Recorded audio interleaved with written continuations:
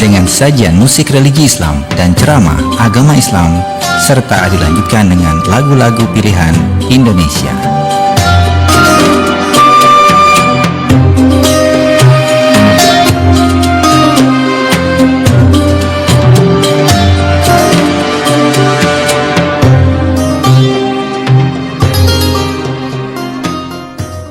Assalamualaikum warahmatullahi wabarakatuh. Selamat pagi pendengar Pro 1 RRI Palangkaraya dimanapun Anda berada. Semoga pagi ini kita semua dalam keadaan sehat, penuh semangat, dan tentu saja senantiasa berada dalam lindungan Allah Subhanahu wa Ta'ala.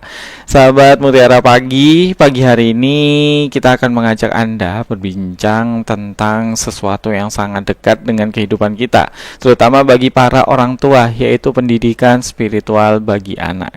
Karena ketika kita berbicara tentang pendidikan anak, tentu bukan hanya soal nilai di sekolah, tetapi tidak hanya tentang kemampuan membaca, berhitung, atau mengejar prestasi saja. Ada satu pendidikan yang tidak kalah penting, bahkan menjadi bekal bagi anak dalam menjalani kehidupannya, yaitu pendidikan hati dan spiritualitas. Menariknya, tema kita pagi hari ini kita kaitkan dengan dua angka yang begitu dekat dengan kehidupan umat Islam dan bangsa Indonesia, yakni 17 rakaat dan 17 Agustus. Dalam keseharian kita menunaikan sholat wajib sebanyak 17 rakaat, dan kita juga mengenal tanggal 17 Agustus sebagai momentum kemerdekaan bangsa Indonesia. Dan tentunya telah hadir di studio Pro 1 Bapak Ustadz Mahmud Al-Qasim SPDI yang akan membahas tema pagi hari ini, pentingnya pendidikan spiritual anak, 17 rakaat dan 17 Agustus. Lalu bagaimana selengkapnya? Mari kita sapa terlebih dahulu. Assalamualaikum warahmatullahi wabarakatuh, Ustadz. Waalaikumsalam warahmatullahi wabarakatuh. Bagaimana kabarnya pagi hari ini? Alhamdulillah sehat, dingin ini. Iya, alhamdulillah hujannya, dan hujan panjang ya semalaman ya Ustadz ya. Baik Ustadz, tema kita pagi hari ini cukup menarik ya, dengan angka-angka yang tiba-tiba muncul angka 17 nih. Pentingnya pendidikan spiritual anak, 17 rakaat dan 17 Agustus. Silakan Ustadz. Assalamualaikum warahmatullahi wabarakatuh. Alhamdulillahirabbil alamin, wassalatu wassalamu ala asrofil mursalin Sayyidina wa maulana Muhammadin wa ala alihi wa sahbihi ajma'in. Qala Allah ta'ala fi kitabihil karim, a'udzu billahi minasyaitonir rajim. Bismillahirrahmanirrahim. Wallahu akhrajakum min butuni ummahatikum la ta'lamuna syai'a wa ja'alakum sab'a wal absar wal afidah la'allakum tashkurun. Al-ayah. Amma ba'd, ikram wa ta'dim hadratul kiram, para kiai, para ulama dimanapun berada, para pendengar RRI Palangkaraya yang saat ini alhamdulillah di pagi yang cerah ini kita dalam keadaan ini gerimisnya ini sangat sejuk dan suatu barokah buat kita semuanya bisa bangun dan diberi kesempatan, diberi kesehatan, keimanan, dan nikmat Islam yang diberikan kepada kita semuanya, sehingga kita bisa bersama-sama menikmati nikmatnya Allah, menikmati nikmatnya Gusti Allah ketika masih berada di dunia, dan tentunya ini kita berharap bisa berlangsung miyamihada ila yaumil qiyamah.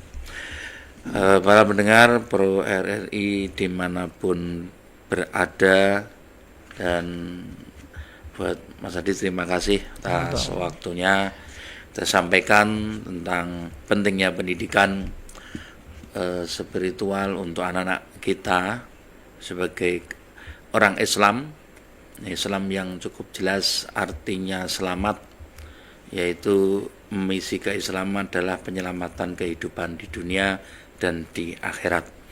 Nah, tentunya dengan berkaitan dengan judul 17, angka 17 yang luar biasa yang Allah turunkan, angka 17 yaitu yang disampaikan kepada kita 17 rakaat sholat 5 waktu, 17 Ramadan hari turunnya Al-Quran, dan 17 Agustus adalah hari kemerdekaan Republik Indonesia.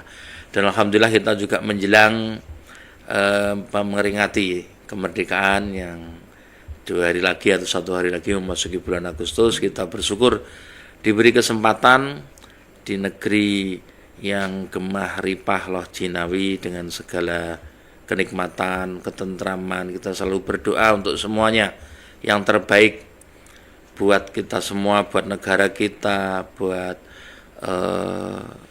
kebersamaan, kemaslahatan umat dan rakyat, tentunya menjadikan ibda bin nafsi dari diri kita sendiri, karena ketentraman itu berasal dari Allah, dari Tuhan, tapi diturunkan kepada manusia yang bisa menerimanya, bisa menikmatinya, tentunya dengan ilmu, dengan amal, dan dengan keikhlasan. Berkaitan dengan ayat yang saya sampaikan tadi di dalam surat An-Nahl ini cukup jelas, wallahu harajakum min butuni. Allah mengeluarkan kamu semua, maksudnya kita manusia semuanya ini dari perut ibumu dalam keadaan tidak mengetahui sesuatu apapun, la ta'lamuna syai'a. Jadi semua manusia tanpa kecuali semuanya sama, tidak mengerti apa-apa. Dan ayat Al-Quran cukup jelas menegaskan bahwa manusia itu, seorang anak, seorang bayi yang keluar itu tidak ngerti apa-apa, dan dia dibekali pendengaran, sam'a wal absar, penglihatan, wal afidah itu disebut hati atau akal, bisa, agar kamu bersyukur. Nah, ini kita mengetahui bahwa seorang anak itu tergantung dia mau dijadikan beragama apa, mau dijadikan pinter apa tidak, ngerti apa tidak, itu tergantung bimbingan, pendidikan, dan arahan orang-orang sekitarnya, baik itu orang tuanya, gurunya, lingkungannya, dan semuanya. Nah, atas dasar ini, ketika kita ingin menguatkan seseorang itu bisa menikmati hidup, bisa menjadi manusia, ada pendidikan dasar, ada pendidikan akhlak, ada pendidikan spiritual, bahwa dia dikasih tahu ada hidup setelah mati, ada akhirat setelah dunia. Kalau ini diberikan kekuatan pengetahuan yang bagus, nah, dia akan bisa menikmati kehidupan di dunia ini. Tapi ketika dia tidak nyampe keilmuannya, tidak mengerti hal-hal yang menjadikan semua itu wasilah jalan menuju ke akhirat. Nah, ini tentunya membuat kita semua sebagai orang tua menjadi tanggung jawab besar terhadap pendidikan tersebut. Mendengar RRI dimanapun berada, pentingnya pendidikan spiritual lewat sholat atau 17 rakaat sholat 5 waktu.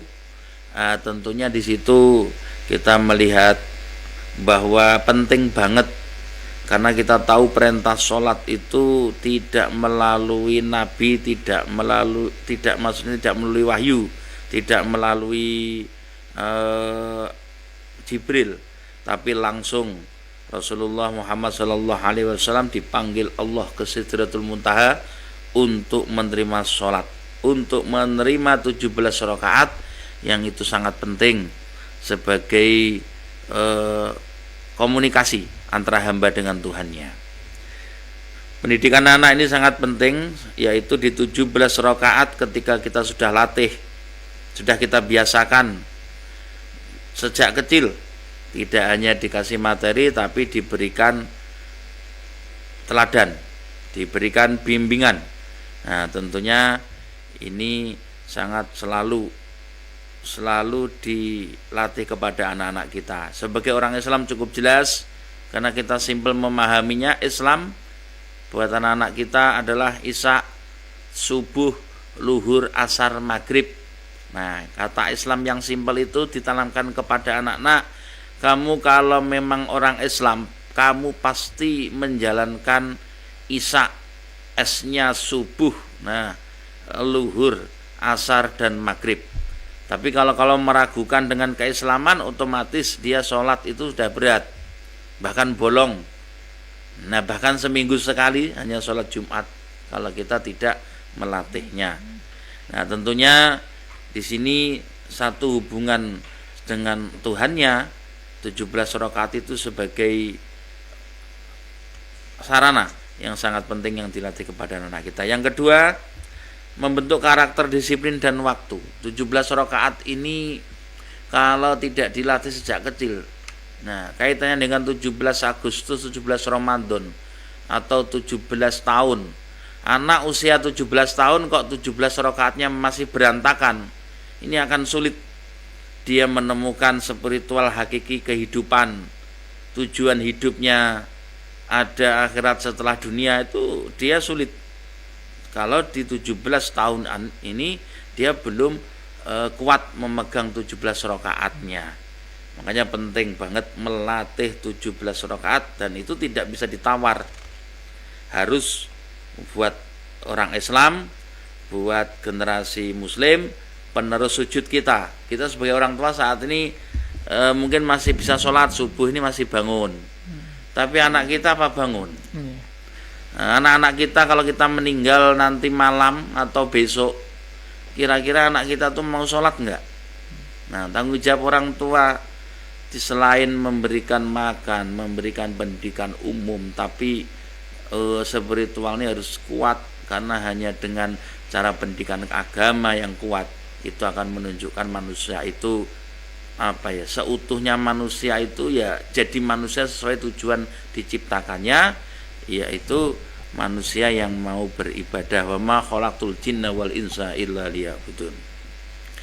Nah, yang kedua ini karakter disiplin dengan sholatnya sangat-sangat buat anak itu menjamin kesuksesan.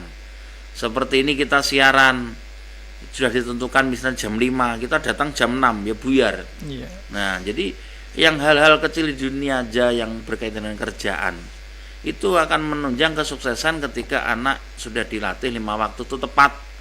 Jadi dia nyari kerja gampang, mau jadi tentara, polisi, mau jadi pejabat, jadi apapun. Kedisiplinan fisik dan kedisiplinan hati itu sudah terlatih.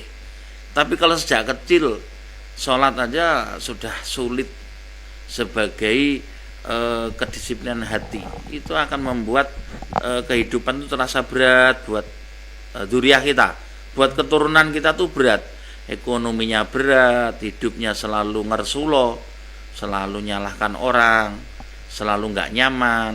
Nah, keikhlasan nggak akan tertanam ketika dia tidak mempunyai spiritual yang kuat.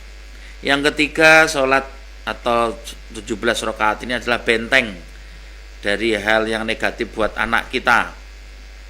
Nah, ketika mau melakukan dosa, tiba-tiba diduhur dengar adzan nggak jadi dia. Karena apa? Dia dibentengi dengan rasa spiritual. Nah, jadi benteng hal negatif dari anak-anak kita dihiasi dengan sholat, dibiasakan dengan sholat, itu akan sungkan sendiri ketika mau berbuat nggak baik.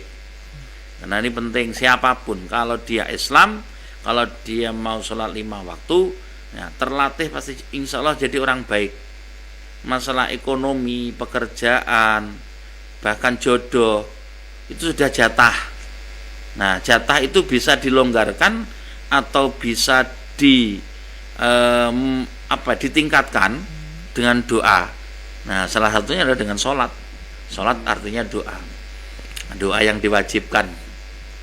Sebagai hamba Allah kan jelas dalam sholat, inna sholati wa nusuki, sholatku matiku lillahi rabbil alamin, hanya untuk Allah. Tapi enggak, kita paham enggak ada istilah ngersulo atau nyalahkan orang, hidup susah.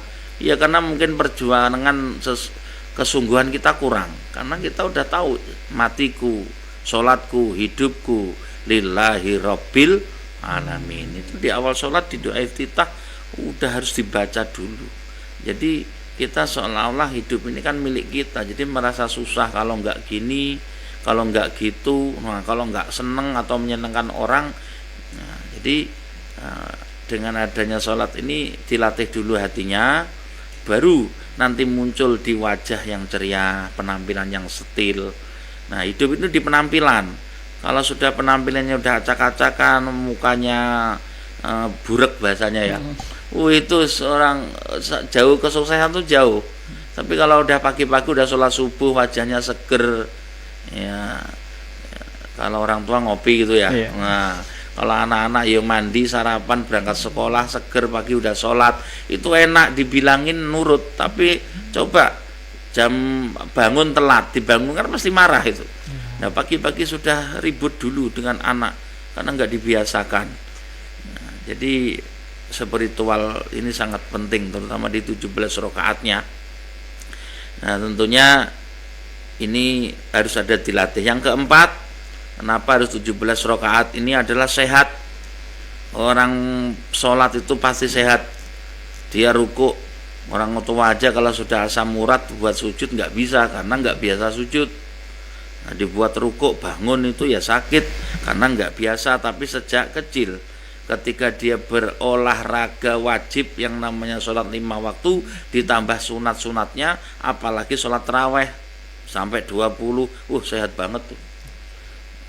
Orang kalau di usia 70, 80 kok masih sholat tarawehnya normal, orang sehat. Nah, tapi yang muda aja sholat taraweh atau sholat wajib aja ditinggal. Nah, kesehatannya pasti enggak standar. Allahumma sholli ala Muhammad. Nah, kaitannya dengan gerakan, ada olahraga, jadi dengan doa, itu terapi selama 5 kali itu akan menghilangkan. Nggak ada orang Islam itu stres itu. Orang Islam yang stres, mumet itu sholatnya pasti nggak beres. Karena ketika dia sudah sujud menghadap Allah dengan segala permasalahannya, dia akan mengucapkan subhana rabbiyal a'la wa bihamdihi. Masalahku, hidupku, problemku nggak ada apa-apanya dengan kebesaranmu ya Allah. Maha suci Engkau yang maha tinggi. Nah, ini komunikasi, ajak omong-omongan. Jadi sejak kecil anak-anak itu kita ajak cara berkomunikasi dengan Tuhannya. Nah, ketika dia Rabbi ghfirli, ya Allah ampuni aku, warhamni, sayangi aku ya Allah, wajburni, cukupkan. Nah, dengan segala kekurangan, baik itu kalau punya utang banyak mantap, wajburni, nah, lunas. Karena yakin. Tapi ketika kita sudah galau sebelum mulai atau galau sebelum melaksanakan, nah tidak ada kemantepan. Makanya saya kalau ditanya, Pak, orang itu usaha dulu apa tawakal dulu? Nah kalau orang awam itu kan usaha dulu baru pasrah. Enggak. Kalau orang beriman ya namanya tawakal tempatnya di hati. Berarti niat. Contoh mau cari istri, cari suami, anak-anak kita bingung. Ya niat cari suami madep mantep, usaha semaksimal mungkin. Nah pasrahnya di awal dulu. Ya Allah bismillah, madep mantep tahun ini cari jodoh, madep mantep cari kerjaan. Tapi sudah yakin dulu. Ketika menerima tantangan maju terus, nggak ada istilah mundur. Nah ini mentalitas ke anak-anak kita. Ketika sudah jadi seperti itu enak. Nah ketika ditanya kenapa anak belum berhasil, belum Pak, saya ulang lagi sampai 10 kali. Bagus, 20 kali, yang 21 sukses. Jadi mentalitas spiritualnya mantap. Nah orang diajarin usaha dulu nak, nanti baru tawakal. Baru usaha mentok, ya wis pasrah wae, belum jatah, enggak iso. Di dalam mentalitas itu harus benar penataan kepada anak-anak kita. Untuk spiritual, untuk keyakinan, madep mantep mangan melu Gusti Allah itu kuatkan. Nah, Islam memberi formula jelas dengan sholat dengan 17 rakaatnya. Nah, itu yang penjelasan tentang di 17 rakaat bagaimana melatih anak-anak kita sholat 5 waktu itu nggak bisa ditawar sejak kecil, bahkan sejak bayi. Sejak dalam kandungan itu kalau ibunya sholat, apalagi jamaah sama bapaknya. Nah, kemarahan-kemarahan dalam rumah tangga itu luntur. Paling enggak kan kalau sudah ayahnya ngimam, ibunya makmum, kan mulut seorang ayah, lesan seorang ayah itu kan assalamualaikum, tengok kanan ada istrinya kan di belakangnya, selamatan buat kamu. Nah istrinya jawab, nah, assalamualaikum, assalamualaikum. Doa-doa yang muncul itu akan menjadi aura positif pada bayi yang dikandungnya.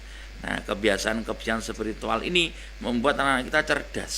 Kenapa banyak sekarang anak lahir nggak normal, gizinya banyak, malah banyak autis, banyak yang anak-anak yang tidak karena spiritual dari bapak ibunya kurang. Sehingga terbentuklah anak-anak yang spiritualnya juga rendah. Karena apa? Untuk melihat hati seseorang tuh gampang. Orang itu lihat hati, ya lihat anaknya. Kalau anaknya modelnya begitu, ya kurang lebih orang tua hatinya begitu. Namanya buah hati. Nah, kan gitu. Karena orang selalu mengatakan buah hatiku mana? Oh, itu kan anaknya. Nah, berarti untuk melihat hatinya, lihat buahnya. Ya, buahnya itu yang jalan kecil-kecil itu. Nah, polanya kayak apa? Terus ada potongan anak pelit. Ya, orang tuanya ya pelit. Gitu. Nah, jadi semua ini apa ya? Istilahnya itu kacang itu ngikut lanjaran kalau orang Jawa mengatakan. Ada yang dicontoh. Kalau orang Belanda kan apel tidak jauh dari pohonnya jatuhnya kan di situ. Nah, itu kaitan dengan spiritual yang berkaitan dengan 5 waktu pentingnya yang harus dikerjakan. Karena di dalam sholat itu benar-benar komunikasi omong-omongan dengan Tuhan, dengan Allah. Nah, jadi kita mengadu, berdoa, berkeluh itu tidak hanya kepada Allah. Ya, teman sekarang dicurhati, ya masih baik dia dicurhati, dengarkan. Sudah nggak baik, nah curhatan kita jadi aib, disebar. Nah, jadi kan yang membuat kita gelisah, kehidupan itu terlalu banyak tergantung pada manusia. Nah, kita kaitkan dengan 17 Agustus. Ketika sudah sukses di 17 rakaat, seorang anak di 17 Agustus dia sadar bahwa beragama sebagai orang Indonesia dia beda ketika di suatu tempat harus bumi dipijak, langit dijunjung, itu harus paham. Budayanya beda, cara kehidupannya beda dan lain sebagainya, harus memahami 17 Agustus adalah sebagai momentum awal Indonesia merdeka untuk mengisi kemerdekaan. Menyadari bahwa 17 Agustus itu adalah perjuangan dari orang-orang pendahulu kita dan tentunya harus kita hargai, kita meneruskannya. Nah, tidak main-main di dalam kehidupan. Nah, 17 Agustus ini adalah menentukan sebagai orang timur yang punya sopan santun, punya adab, tidak merasa soleh, tidak merasa benar. Orang yang di sekitar kita itu salah semua, kita soleh sendiri, merasa dekat dengan Tuhan, wah, mati masuk surga langsung. Nah, kadang-kadang kan berpikirnya orang yang sekitar kita itu salah, sehingga dalam berpikir itu kita merasa benar. Nah, yang bahaya ini kalau sudah merasa benar berarti ada kesombongan. Kalau sudah ada kesombongan itu sifatnya iblis. Kalau sudah sifatnya iblis pasti haram masuk surga. Itu urutannya. Jadi pemahaman sebagai orang Indonesia yang punya adab istiadat ada, ya tetap dipertahankan ketika itu tidak bertentangan dengan Islam, tetap baik, istilahnya bisa bergaul dengan siapapun. Orang Indonesia memang terkenal sopan, terkenal baiknya. Nah, itu tidak dari ajaran-ajaran pendahulu kita tuh luar biasa.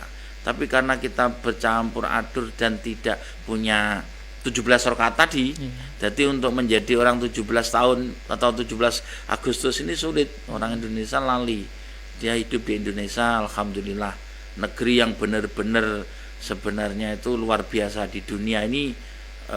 Kalau dibandingkan dengan negeri-negeri lain, Indonesia dengan berbagai macam suku, agama, bangsa dan lain sebagainya, tapi bisa menjadi satu. Ini terpisah pulau itu.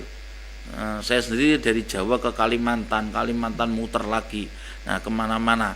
Nah, melihat kehidupan tuh Masya Allah, di Indonesia ini berbagai agama, berbagai kehidupan, tapi melihat sesama manusia ini nyaman itu. Oh, Indonesia ini asal lurus. Nah, apalagi sebagai orang Islam menjadi rahmatan lil alamin. Alamin itu tidak hanya manusia, dia wajib berbuat baik kepada hewan, kepada tumbuhan, kepada siapapun. Yang penting kalau tidak bisa memberi, jangan menyakiti. Nah, prinsipnya kan simpel. Nah, jangan menyakiti. Nah, kita ya bisa memberi, mengasihi. Tapi kalau nggak bisa, ayo jalan aman, jangan membuat onar. Nah, ini untuk anak-anak kita penting. Kalau bekal tuh dari rumah tidak dia kekuatkan, dia akan lemah. Nah, sekali lagi 17 Ramadan itu sebagai cinta tanah air. Itu hubul waton minal iman. Nah, bagaimanapun termasuk perjuangan Mas Saih, perjuangan kiai kita untuk menciptakan kecintaan hubul waton minal iman ini adalah menanamkan bahwa kehidupan kita juga membumikan, kita hidup di Indonesia harus membuat kerukunan, tidak menjadi biang kerok. Nah, ini yang menjadi minimal di lingkungan kita. Kita tidak jadi masalah, itu udah bagus. Nah, kita yang repot bener, kita kelihatan baik tapi sumber masalah ternyata. Nah, ini yang membuat kadang kita tidak maksimal di dalam menjaga kerukunan. Nah, anak-anak kita tanamkan 17 rakaat, pastikan di 17 tahun dia sudah tidak meninggalkan, dan kecintaan 17 Agustus bahwa dia orang Indonesia yang santun, adem, bergaul dengan siapapun bisa. Dan tentunya ini kita sadarkan anak kita di Indonesia, Indonesia ini Pancasila, kemanusiaan, punya aturan Pancasila ini udah luar biasa, bisa merangkum semua agama dan semua suku dengan Pancasilanya. Nah, dengan situasi-situasi yang sudah dibentuk ini menjadikan kita tetap bertahan. Bayangkan hampir hari merdeka yang sudah berapa puluh tahun. Nah, dengan Pancasila kita tetap kokoh tentunya. Nah, di situ saya lagi di 17 ini sebenarnya banyak, ada 17 Ramadan. Itu kan orang Islam turunnya Al-Qur'an. Anak itu baca Al-Qur'an, bisa memahami Iqra dan bisa menjalankannya. Nah, tentunya sekali lagi 17 tadi, ketika di 17 tahun nanti anak itu sudah siap mental, 17 tahun mencari KTP, mencari SIM.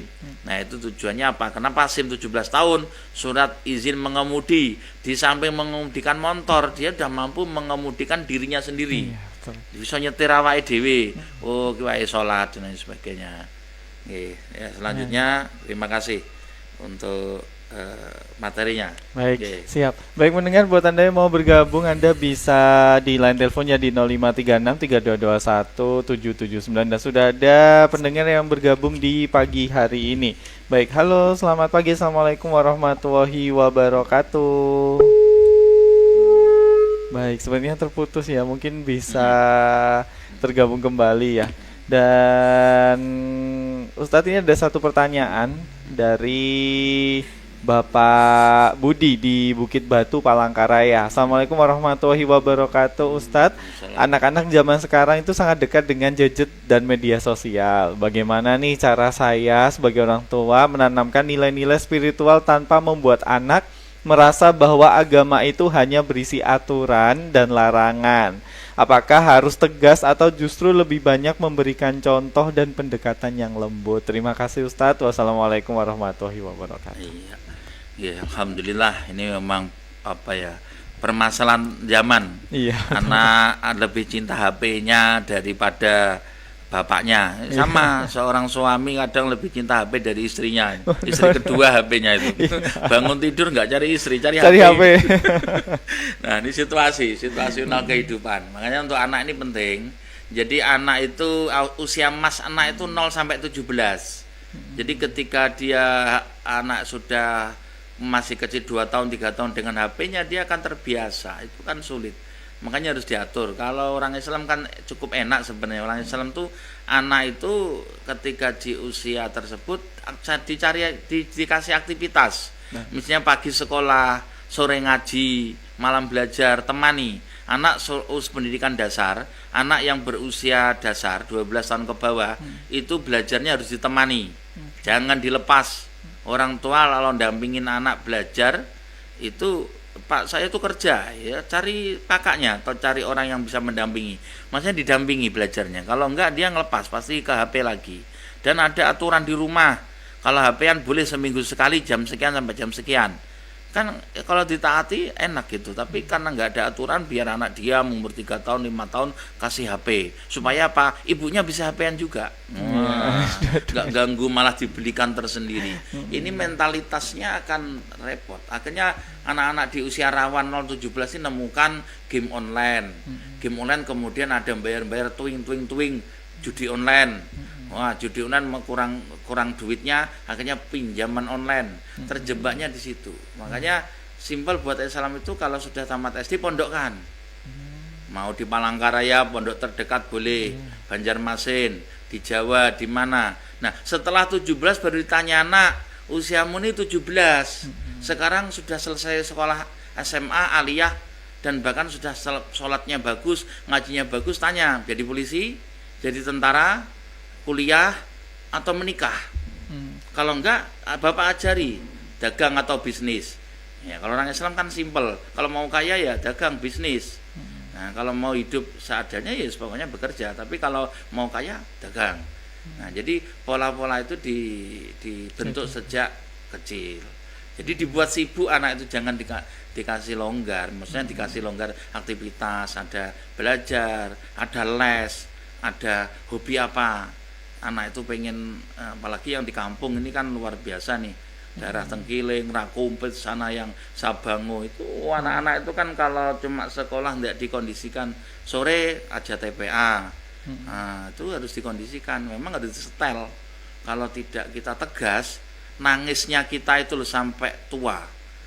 Dengan polanya anak, tiba-tiba kok anak saya nggak sopan sama orang tua begini. Nah, karena memang dari kecil nggak dikondisikan anak sopan. Nah, itu. Baik, nah semoga terjawab ya Bapak Iya. Budi. Dan mendengar tak terasa kita sudah di penghujung perjumpaan dari Mutiara Pagi, dan kita belajar ya bahwa mendidik anak bukan hanya soal kecerdasan, tetapi tentang membentuk iman, akhlak dan hati yang baik nih. 17 rakaat mengajarkan kedisiplinan dalam beribadah. Sementara semangat 17 Agustus mengingatkan kita untuk menyiapkan generasi yang berkarakter dan mampu memberikan manfaat bagi bangsa. Terima kasih banyak Bapak Ustadz Mahmud Al-Qasim SPDI atas ilmu dan inspirasinya pagi hari ini Bapak. Semoga kita bisa menjadi orang tua dan keluarga yang mampu memberikan teladan terbaik ya bagi anak-anak kita. Baik, kami undur diri dari Mutiara Pagi dan sampai jumpa di Mutiara Pagi berikutnya. Wassalamualaikum warahmatullahi wabarakatuh. Waalaikumsalam.